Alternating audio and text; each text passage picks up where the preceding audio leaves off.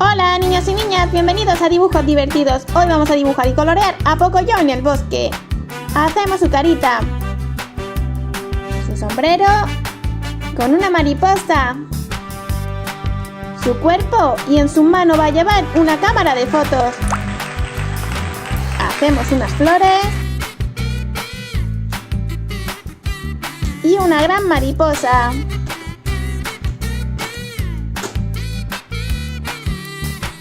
Ahora vamos a hacer unos árboles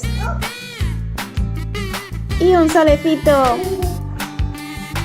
Muy bien, ahora vamos a resaltar todo nuestro dibujo para que sea mucho más fácil de colorear.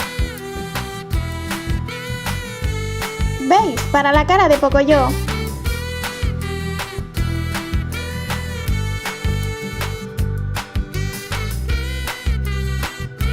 Rojo para su boca.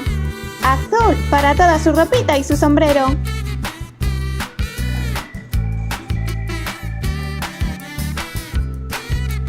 ¡Qué bien se lo está pasando haciendo fotos a las lindas mariposas! Gris, azul, rojo y amarillo.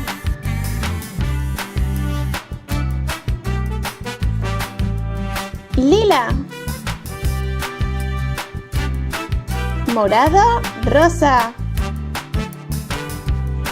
Nuestras flores va a ser de color amarillo,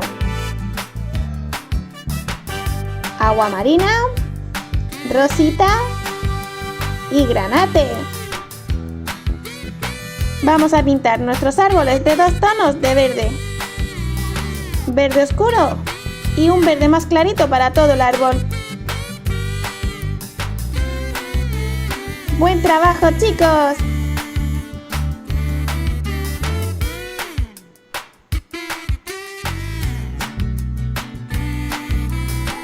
Y por último vamos a pintar nuestro solecito de color amarillo. Y ya tendríamos nuestro dibujo de hoy terminado. Espero que os haya gustado y no olvidéis suscribiros para no perderos ninguno. ¡Hasta pronto!